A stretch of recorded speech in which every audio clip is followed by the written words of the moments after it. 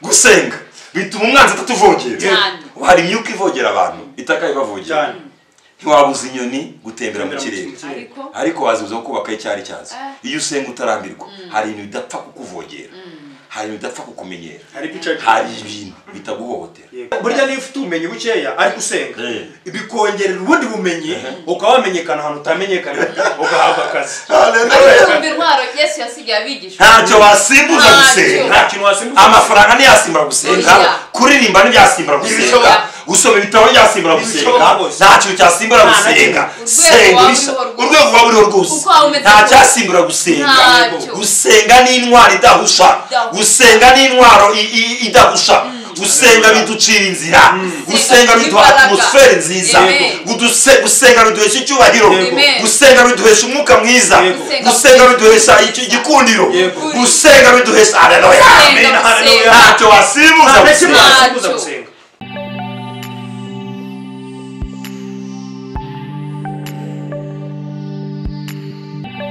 Shalom, shalom, shalom. Turabashubuje mu izina rya Yesu aho muri hose mu mpande zose z'isi. This is YICA show. Ndi kumwe na William umeze neza. Ndi kumwe na Recho uwamahoro Recho. Umeze neza. Tubazana ijambo ry'Imana. Rivuga gusenga. Turakwifuriza ko wakira umwuka wo gusenga. Wakira umwuka wo gusenga. Abantu badukurikiye bakira umwuka wo gusenga.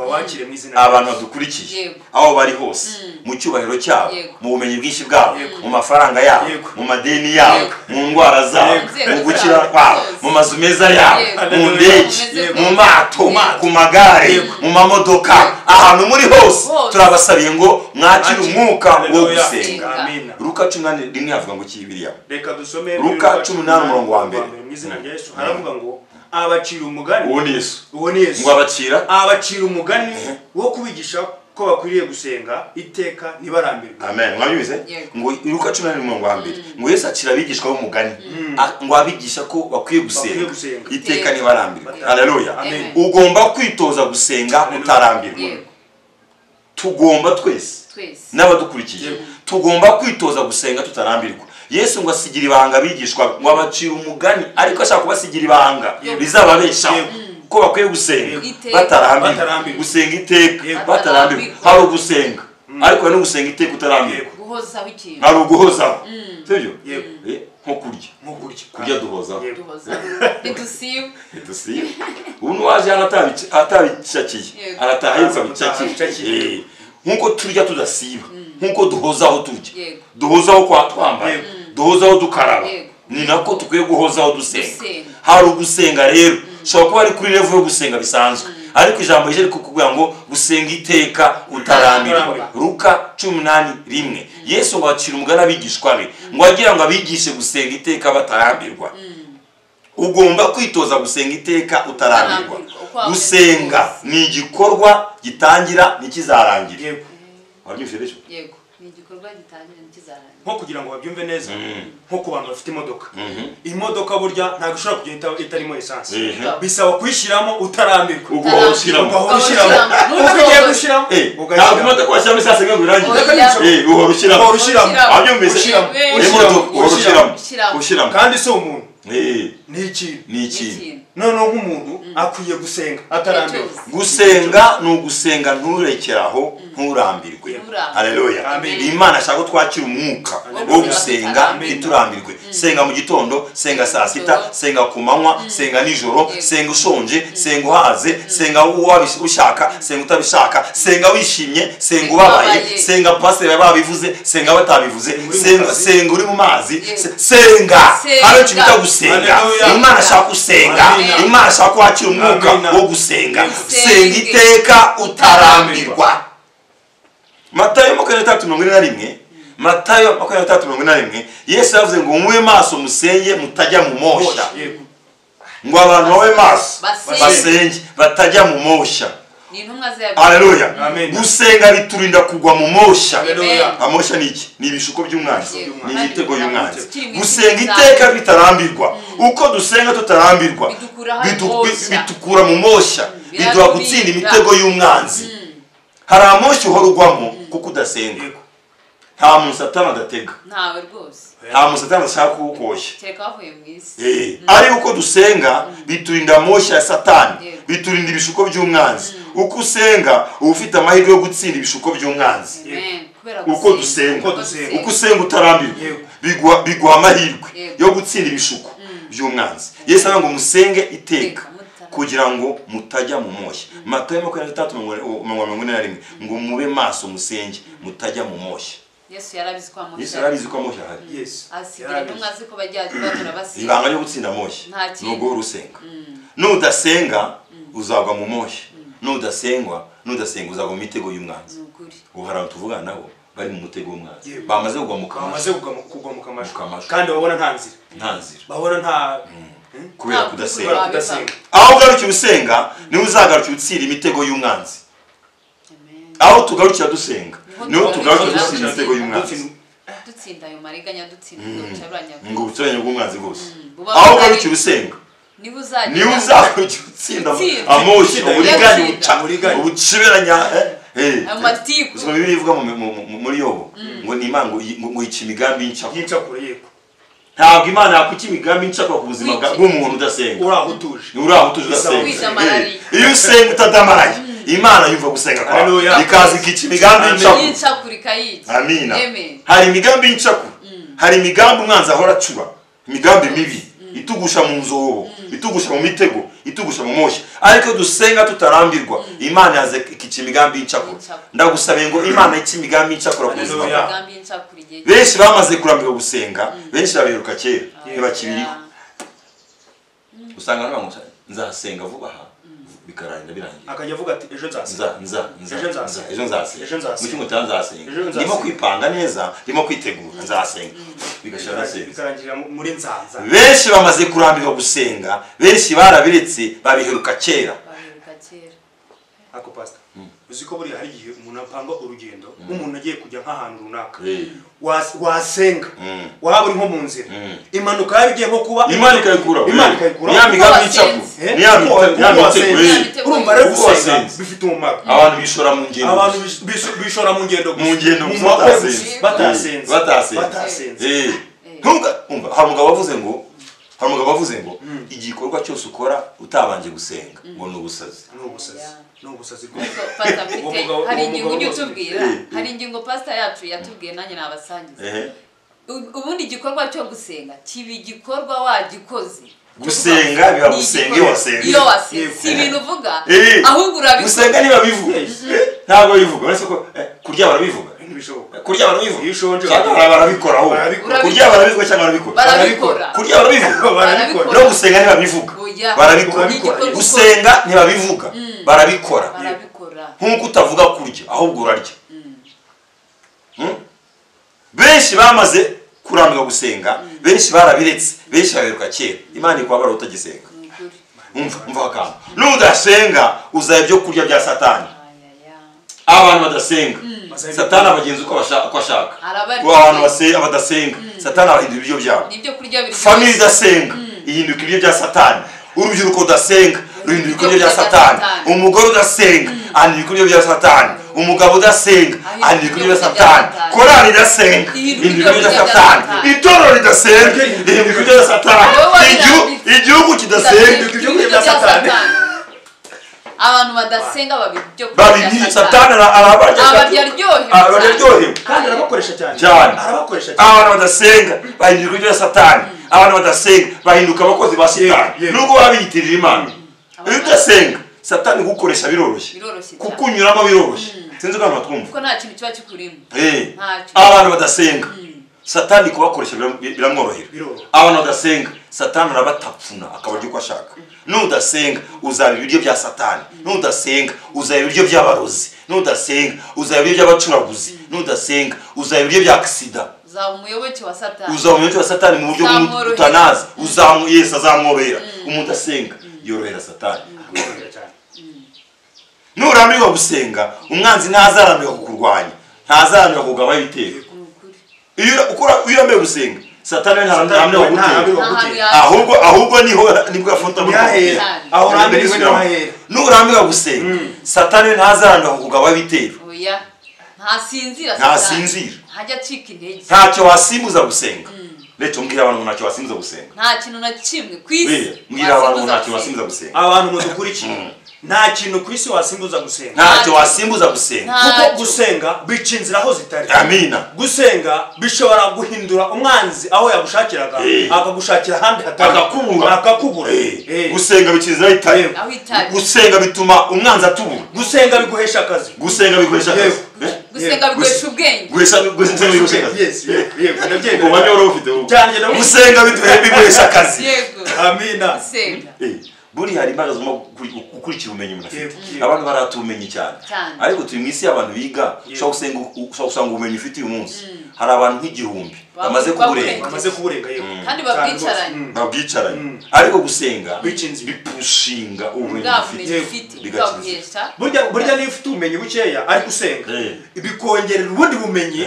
ukaba wamenyekana ahantu utamenyekana ugahabwa akazi intwaro Yesu yasigaye abigisha ntacyo wasimbuza gusenga amafaranga ntiyasimbura gusenga kuririmba ntibyasimbura gusenga gusoma ibitabo ntiyasimbura gusenga nta kintu cyasimbura gusenga senga urwego rwa buriho rwose nta cyasimbura gusenga gusenga ni intwaro idahusha gusenga ni intwaro idahusha gusenga biducira inzira gusenga biduha atmosfere nziza gusenga biduhesha icyubahiro gusenga biduhesha umwuka mwiza gusenga biduhesha igikundiro gusenga biduhesha haleluya ntacyo wasimbuza gusenga ntacyo rwose ntacyo wasimbuza gusenga haleluya gusenga ni intwaro idahusha gusenga niho dutsindira gusenga niho turwana intambara zose somera Abakorinto ba 2:10 turimo kuvuga gusenga akira umwuka mushya wo gusenga akira amavuta yo gusenga akira ishimo ryo gusenga haleluya amen Abakorinto ba 2:13 kandi mwumve ukuntu Paulo yavuze hano nubwo tugenda dufite umubiri w'umuntu twega bizera Kristo nubwo tugenda dufite umubiri w'umuntu ni intwaro mu buryo bw'abantu oya somuneza nubwo tugenda Abakorinto ba 2:13 kandi nubwo tugenda dufite umubiri w'umuntu nubwo twambaye imibiri nk'abantu twega bizera Imana nubwo tugenda nk'abantu twambaye imibiri nk'abantu nitugwana mu buryo bw'abantu ariko tugezaho kurwana nitugwana mu buryo bw'abantu sinzi ko kwese gatoya nubwo dufite imibiri nk'abantu nubwo tugenda nk'abantu twambaye imibiri y'abantu ariko mu buryo tugezaho kurwana ntabwo turwana nk'abantu ntabwo turwana nk'abasana mu ijosi ntabwo duterana ibipfunsi ntabwo dukoresha intwaro nk'izo bakoresha ngo kuko intwaro z'intambara yacu intwaro z'intambara y'abizera Yesu intwaro z'intambara y'abakristo kuko intwaro z'intambara yacu atari iz'abantu nubwo tumeze nk'abantu tugenda nk'abantu ariko intwaro zacu z'intambara yacu si nk'iz'abantu ngo ahubwo imbere y'Imana intwaro zacu mu mwuka imbere y'Imana mu buryo bw'umwuka zigira imbaraga zo gusenya zifite imbaraga zo gusenya gusenya ibihome by'umwanzi no kubikubita hasi Abakorinto ba 2:10 karuze kwasoma nubwo tugenda nk'abantu twicara nk'abantu turavuga nk'abantu ariko intwaro zacu si nk'iz'abantu imirwanire yacu si nk'iy'abantu dukoresha ibifata ntabwo ariyo mvuga twebwe dufite intwaro zo mu mwuka zitagaragara ngo dukubita hasi ibihome tukabisenya tukabirimbura haleluya twebwe abasenga mu mwuka dufite imbaraga zo kurwana umwuka intwaro yacu rero ni ugusenga gusenga ni intwaro idahusha gusenga niho turwanira gusenga niho dutsindira gusenga niho turwanira intwaro zacu zose aborozi badutera ntitujya kubaroga tujya turasenga iyo turwaye turasenga iyo abantu batubeshye turasenga iyo ubukene bwateye turasenga iyo intambara ziteye turasenga iyo sida zaje turasenga iyo za ebola zaje turasenga iyo za korona zaje turasenga iyo ubushomeri bwateye turasenga twebwe ibyacu ni ugusenga niyo ntwaro yacu gusenga ni intwaro idahusha gusenga niyo dutsindira intambara zose gusenga no turwana intambara zose gusenga biturinda kugwa mu mitego yose y'umwanzi gusenga bikura imigambi mishya y'umwanzi gusenga bitwinjiza mu mugambi mwiza w'Imana gusenga ni ikintu gikomeye senga ubishaka senga utabishaka senga ubyumva senga utabyumva senga haleluya senga hari amatora agira umuco mwiza wo gusenga cyane umwaka ushira nibyo ariko si bihagije ntabwo bihagije gusenga umwaka ushize kubera ikize wasenze unatangira wasenze umwaka ukomeza Luka 20 hasomere reka dusome muri Luka 21:3 mwumve igitwi ku rusengero ngiye kubwira amasaha ngiye kubwira iminsi yo ya n'amezi agisengeramo twumva icyanditswe ngo nuko rero mujye muba maso musenge iminsi yose ngo musenge iminsi yose tujye tuba maso dusenge mu mpera z'umwaka oya dusenge iminsi yose dusenge mu ntangiriro z'umwaka dusenge tujye kuryama musenge iminsi yose dusenga ryari iminsi yose gusenga iteka tutarambirwa ni ugusenga iminsi yose si intangiriro z'umwaka si impera z'umwaka ibyo ni idini Luka 25:5 twumvire neza ngo nuko rero mujye muba maso musenge iminsi yose kugira ngo mubone kurokoka ibyo byose genda kubaho. Amen. Haleluya. Luka 23:3 umuntu ndakunda cyane ngo musenge iminsi yose kugira ngo mashe kurokoka ibyo byose genda kubaho. Buri gihe cyose haba hari ibintu genda kuba. Yego mu cyane. Buri gihe cyose. Buri gihe hari ibintu genda kubaho. Nta mpamvu yo kubitinya rero. Ahubwo tugomba gusenga tukarokoka ibyo genda kubaho. Bimwe tuba tunabizi. Covid yaje tutabizi. Itugaye tuhiza mu mazu. Isiribanga ubuzima bwacu twese. Isi yose irabizi. N'ubisya cyabona ingaruka zacu. Hari ibintu byenda kubaho mu rwego rw'isi, mu rwego rw'umugabane, mu rwego rw'igihugu, mu rwego muri family, muri iryo dini ryanyu, muri ako kazi kawe, mu rugo mu nshuti zawe. Hari ibintu byenda kubaho. Buri gihe hari byenda kubaho. Ntabwo tugomba kubitinya rero ngo duhunge ibyenda kubaho, ngo twihebe kubera kubaho. Nyamva abantu impuhwe cyane zihambara. Ndio myumva agiye kubaho crise economique ni agiye kubaho intambara ngo nyuma ya corona ngo biramaze ibyo nacyo bivuze twebwe savuze ngo dusenga iminsi yose ngo tubashe kurokoka ibyo byenda kuba kandi ibyo byenda kuba biza bigwiririye abantu corona yadusize se biza bitugwiririye ntugatinye ibyabejo ujye usenga ubutarambirwa kugira ngo urokoke ejo. Amen. Abadukurikiye ntugatinye ibyabejo ujye usenga kugira ngo uzarokoke ibyabejo. Ntugatinye ibyakubaho ejo, ntugatinye ibyakuba kuri family yawe ejo, ntugatinye ibyaba muri kampani ukora ejo, ntugatinye ibyaba mu kazi kawe ejo, ntugatinye kubyaba ku gihugu cyawe ejo. Ujye usenga uzarokoka ibyabejo. Ibyaba byose umuntu usenga ni umukandida wo kurokoka. Haleluya. Amen. Kubyaba byose iyo usenga ubu uri umukandida wo kurokoka, wo kubitsinda, gutsinda icyo kirwara, gutsinda ibyo byorezo, gutsinda iyo crise economique, gutsinda abajura bateye. Harya abajura batera. Yego cyane. Harya abajura batera. Gusa ni kasizo ni kabajura. Kasizo ni kabajura. Cyane rwose. gutsinda kagambana. Yego abajura abagambanyi, abambuzi. Waba uri nko mu kazi ukabona abantu baragiye. Cyane ibyo bintu bibaho. Gusa baragahe kabambuzi, kabesko, kabaho. Agasizo ni kabaho. Udasenzereye. Birakutwara. Birakujyana. Ariko ngo iyo usenze ibyo byose urabirokoka. Iyo usenga urokoka ibyenda kubaho byose. Ibyenda kubaho kandi twabibamo ni byinshi. Ni byinshi. Ariko nta mpamvu yo kubitinya. Nta mpamvu yo kwiheba. Noneho hasi yaho haravuga ngo no guhagarara imbere y'umwana w'umuntu. Gusenga. Byafasha guhagarara imbere y'abakomeye. Amina. Gusenga. Wasenze neza. Ugasenga utarambira. Bigwa imbere y'umwana w'umuntu. Bwaga imbere y'abakomeye. Ukakumenyesha ugacanga yawe. Gusenga bizana breakthrough. Amen. Abantu bose bashaka breakthrough. Ukavuga speech mu mbere y'abantu. Uko basenze. Ukabonija. Haleluya. Haleluya. Sininyi bizaba ndasenga nkizera ko Imana izaba nanjye mu bizaba. Vuga amina. Ntabwo ninyi bizaba ejo. Sininyi byambaho, sininyi byaba ku rugo rwanjye, sininyi byaba ku gihugu cyanjye. Ndasenga nizera ko Imana izabana nanjye mu bizaba ejo. Ejo ni Imana ihazi. Nta muntu uhazi. Ejo ntibazakubeshya nubwo abahanga byase basa n'abagenekereza ariko mu by'ukuri ejo ni Imana ihazi. Ejo h'umuntu ntaho. Ejo h'umuntu, ejo ha family, ejo h'igihugu, ejo h'isi ni Imana ihazi. Ntibakababeshye inayihategura cyane. Iyo usenze rero iyo Mana wizeye ibana nawe ejo, ikurokora ibyejo, igutabarira ku byejo, igukiza ibyejo, urarokoka byose. Avuga ngo amina. Haleluya. Ntugatinye ibizabejo, ujye usenga utarambirwa, uzaba uri umukandida wo kurokoka ibyejo. Uri umukandida wo kurokoka ibyejo niba usenga. Senga iteka utarambirwa. Senga ku manywa, senga nijoro, senga wirije, senga utiyirije, senga idini yawe yabivuze, senga itabivuze, senga unezerewe, senga utanezerewe. Senga. Senga. Esther bici cyende umurongo wa mbere somera Esther. Ntacyo wasimbuza gusenga. Gusenga ni ihame ridakuka. Ntacyo wasimbuza gusenga. Gusenga ni ihame ridakuka. Yego.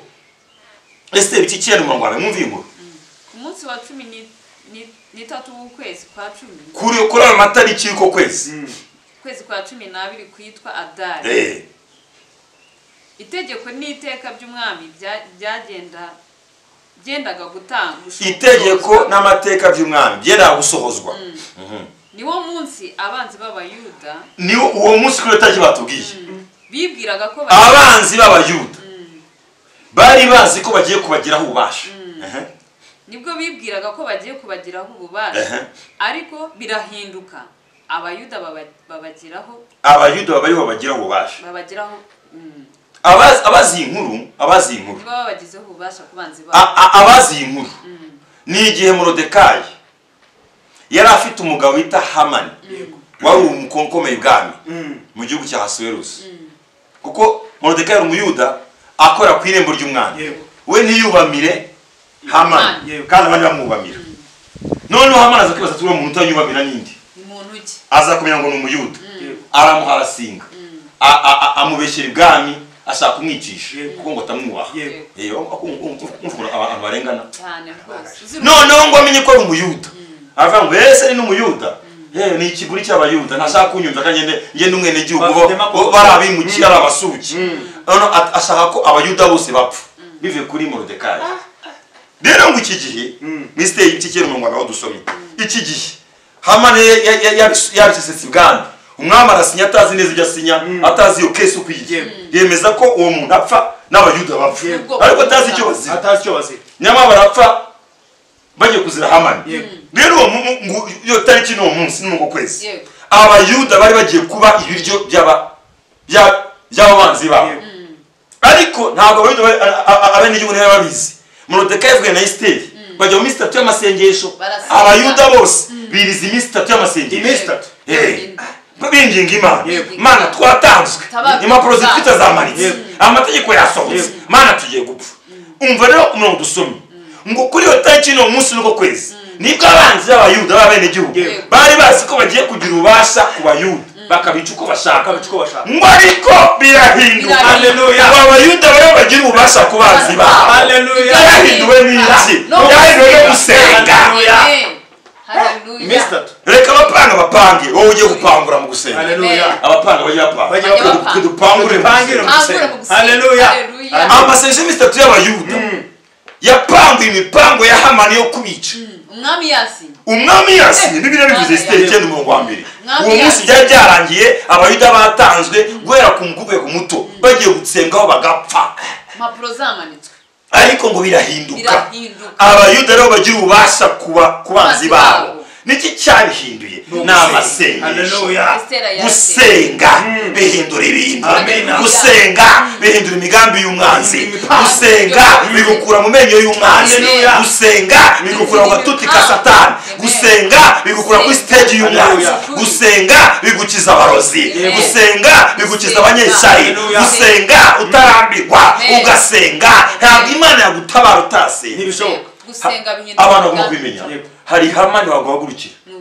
ntagiye undi muntu umugukiza uretse Imana y'ibyo umva ari yamwibasiye n'ubwoko muri isi dufite ba Hamani so Hamani wenyine muri dufite ba Hamani muri isi hari ikintu cyaguhagurukira cyangwa umuntu ahaguhagurukira utatabaza Imana ugapfa cyane rwose ubwoko ukomokamo cyane mugashira rwose nta kizagukiza Hamani uretse gusenga nta cyagukiza Hamani uretse gusenga nta cyagukiza Herodi uretse gusenga nta cyagukiza Farawo uretse gusenga reka tubwire abantu badukurikiye nudasenga ntuzava aho hantu utinze aho Hamani amutinze aho utinze rwose ntabwo azahava gusenga bidukura ahantu utinze bidukura mu kagambane senga uri mu nzu senga asenga ryana asenga muri dushe asenga ari mu kazi ari mu gikoni yicuje atabishaka senga itoze gusenga iyemeze gusenga kugira ngo utsinde ubone breakthrough utsinde abanzi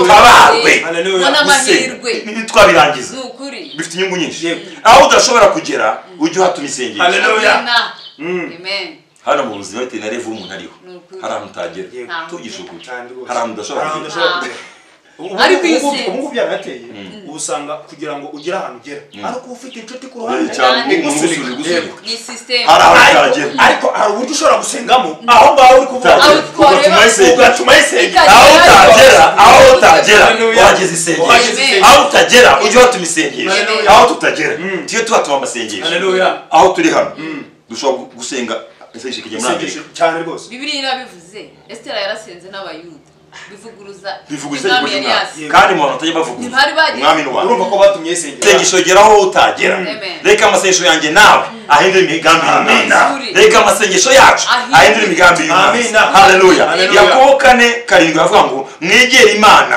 nayo izabegera murwanye Satani nawe azabahunga Yakobo 4:8 mwegere Imana nayo izabegera murwanye Satani nawe azabahunga haleluya iyo ni isezerano ry'abantu amina senga ubishaka senga utabishaka senga ubyumva senga utabyumva senga aho wabivuze senga aho watabivuze senga usaba senga unashima hano maze ngo gusenga n'ugusaba Imana gusa senga senga ushime ko ibyo bintu senga haleluya Pastor Robert Kanja w'ikamara ndamukunda cyane uramugonda ndamwemera ni umunyamavuta Robert Kanja yaravuze ngo ntiwabuze inyoni gutembera mu kirere ariko wazibuza kukubaka ibyari byazo ntiwabuze inyoni gutembera mu kirere kuko niho zigendera niho zikorera ngo ariko wazibuza kukubaka icyari cyazo haleluya iyo usenga hari bidapfa kukuvogera hari bitakumenyera hari bitaguhohotera hari inyoni zitakubaka hari bidapfa kuguhohotera ntiwabuze inyoni gutembera mu kirere ariko wazibuza kukubaka icyari hari imyuka utabuza gukora mu isi ariko wayibuza kukuvogera kugira ubutware kuri wowe ntiwabuza abayobozi gukora mu isi ariko wabuza gukoraho cyane gusenga bituma umwanzi atatuvogera hari imyuka ivogera abantu itaka ibavogera ntiwabuza inyoni gutembera mu kirere ariko wazibuza kubaka icyari cyazo iyo usenga utarambirwa hari ibintu bidapfa kukuvogera hari ibintu bidapfa kukumenyera hari ibintu bitaguhohotera iyo usenga umwanzi amenya ko utari mugenzi we ukuri cyane iyo usenga utandukanye umwanzi amenya ko utari mugenzi we amen kubera gusenga iyo usenga umwanzi amenya ko utari mugenzi we haleluya amen soze gutya ntacyo urimo gukora niba utarimo gusenga urimo gukora ubusa Imana ibarinde